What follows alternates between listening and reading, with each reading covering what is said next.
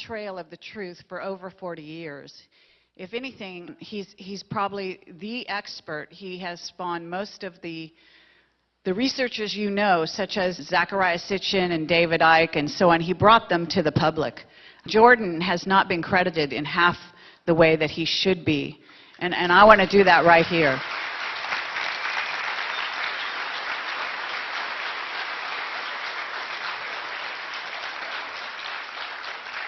We're not supposed to have law and order yet. We're supposed to have crime and the immorality and the drugs and the murder and all the other things that we are besieged by. We're supposed to have that. If the government did not want it, it would not be here. Believe me. This is the most powerful government the world has ever known.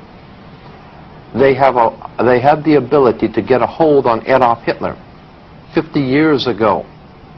He had a standing army, the greatest navy, air force, military, secret underworld organizations operating throughout the world.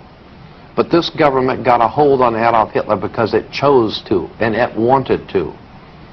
And if you do not pay your income taxes, they will find you if you go to the Amazon jungle, and they will make an example of you. They will find you and they will deal with you. And you know it.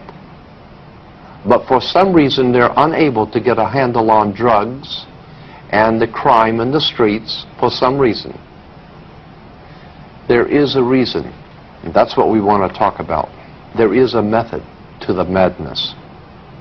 You want to ask yourself too, where did Adolf Hitler and the communist government today get their money?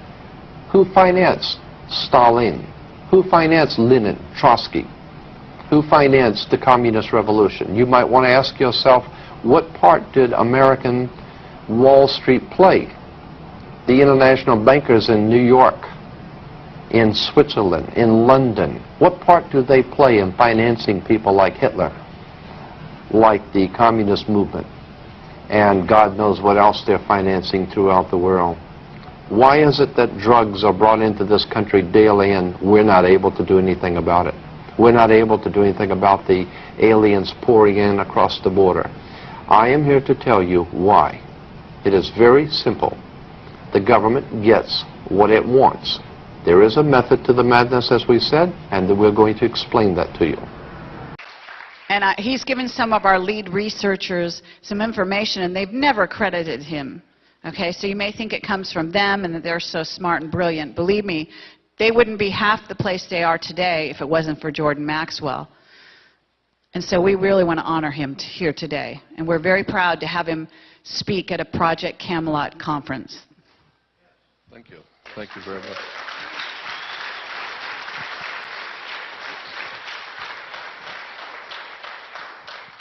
I think the one thing I'd like for you to take away from anything that I say today is this one point, that nothing in this world works the way you think it does. Nothing. The police aren't who you think they are. The sheriff is not who you think he is. Banks do not do what you think they do. Governments don't operate anywhere near the way you think they do. And that's why today, when you look at what's going on in the world today, none of it makes any sense. It's all crazy. It makes no sense at all. Seems very destructive, but actually, in point of fact, you don't know how the system works.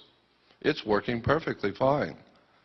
The rich get richer and the poor get poorer, and the people, the masses, are entertained with television and alcohol and drugs, and the wealthy continue to get wealthy, and so it's working perfectly fine once you understand how the world really works, and nothing works the way you think it does.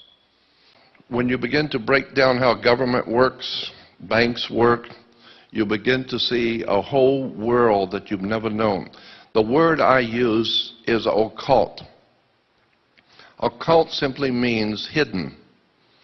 And this is exactly what is going on in the world today. Our governments, banks, institutions of education, etc., are operating on a totally occult or hidden basis. And so what we are told and given to understand is not the truth. Let me give you an example.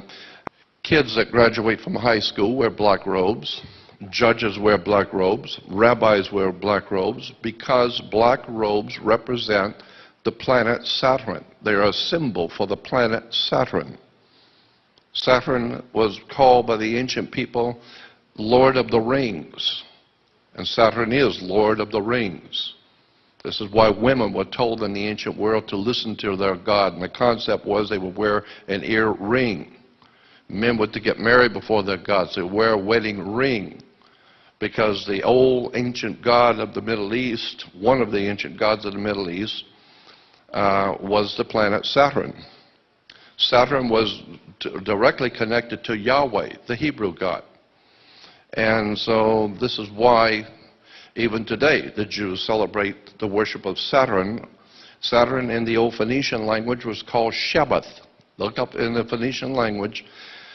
You will find that the planet Saturn was called Shabbath. And his worship to honor him once a week was called Sabbath. So when the Jews are having Sabbath, they're actually paying homage to their god Saturn, Lord of the Rings. And so when you start breaking down where religions have come from, theologies have come from, the six-pointed star, for instance, is called the Star of David. Actually, it's not the Star of David. All the encyclopedias and reference works will tell you that it's called the Star of Saturn. It is a hexagram. Hexagrams represented the planet Saturn. So, and then when you look at the Christian system of things, the church is a disgrace, in my opinion, period. The Christian church is a disgrace. Everything that comes out of the Christian church in America is a disgrace. It's filled with lies, deception, innuendos. It is a money-making corporation. It operates under maritime admiralty law. And there is a whole world of knowledge that Christians have not been given about the scriptures, about who wrote the Bible, where it came from. I have found that even Judaism is not a BC religion. It did not exist in the BC. So when we talk about ancient Jerusalem, there was no ancient Israel. Jerusalem, yes, but no ancient Israel. So when you think about and how preachers and religious leaders talk about ancient Israel this and ancient Israel that, in point of fact, Israel is not a BC religion. The whole concept of the Old Testament was developed right around the 9th, 10th, and 11th and 12th century A.D. So that the Old Testament is not an ancient record of an ancient people. There was no ancient Israel. Two of the greatest scholars, archaeologists in Israel, have written a book called Unearthing the Bible. And these two men, these two archaeologists, are the best and the brightest of the archaeologists in Israel. And in their book, basically, that's what they said. There was no Moses, there was no King Solomon, there was no King David. The entire thing was written probably in the 8th, 9th, and 10th century A.D. in Europe, developed and ultimately taken. All of that was taken by the Jesuits in the Catholic Church and rewoven into a story and given to us today as an ancient Israel. Even in the ancient Bibles, the old Bibles from the 12th, 13th, and 14th century, in the Bible it didn't say King David. It kept talking about King Druid. And incidentally, the system of government and laws that we live under today in America and in the Western world is a Druidic system. America is a Druidic country. Canada is Druidic. Like I said, Western civilization is a Druidic establishment. The Druids were a very powerful priesthood in Europe, even before the Roman Empire existed. And they were the attorneys, the lawyers, the religious leaders, the politicians. It was called the Druidic system. And one of the most important symbols in the Druidic system was a magic wand, like Merlin the magician with his magic wand. And orchestra leaders and conductors used a magic wand. That's a Druid symbol. And the Druid symbol of the magic wand was made out of the wood of a holly tree. It's made out of Hollywood. And the entire establishment in Hollywood is a Druidic system. So if you don't understand Druidic symbols, you'll never know what's going on in Hollywood and where they're being financed, who's financing them, and how this stuff really works in relation to government. There's an enormous amount of material out on the web showing pictures from motion pictures from 5, 6, 7 years before 2000, before 9/11, in which 9/11 is in motion pictures. And the original film of Matrix, in the original Matrix movie, the star is giving some kind of an affidavit to sign, which is his identification or something. And the camera zooms in on it for just a moment when he's signing it. But if you stop the film, stop it and back it up and zoom in, you will see the document is about something that is going to happen. It says September 11, 2001. And this was way before September 11, before 9/11. Chris Carter, classic example when I'm talking about Hollywood. Chris Carter, the creator of X-Files. When X-Files ended, Chris Carter, the producer, started a whole new television series called The Lone Gunman. And the very first movie was a lead-off movie for the new television series.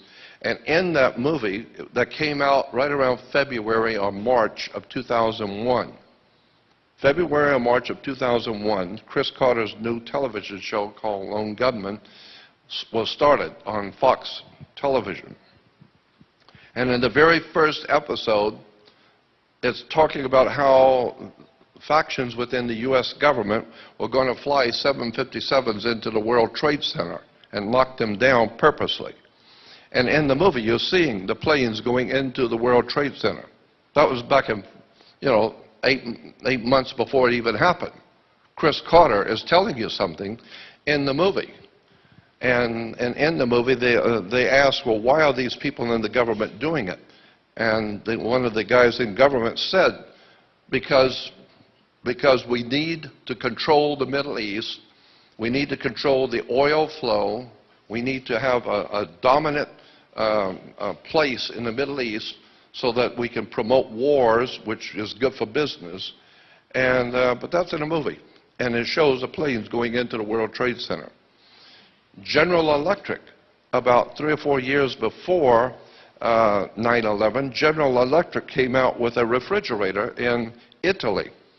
And on the face of the refrigerator, painted, were 2 jets flying into the World Trade Center. Shows the World Trade Center and 2 big planes flying into them. And I have many, many pictures from Hollywood showing 9/11 jets flying into the World Trade Center. So all I'm saying is that Hollywood knows what's going on.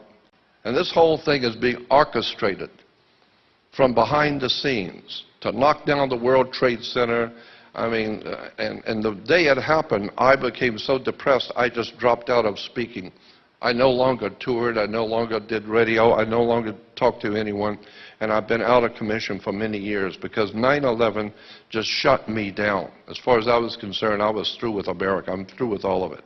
Because in any country that can buy 3 high-rises falling down into dust and not ask any questions about that, I just gave up. I thought,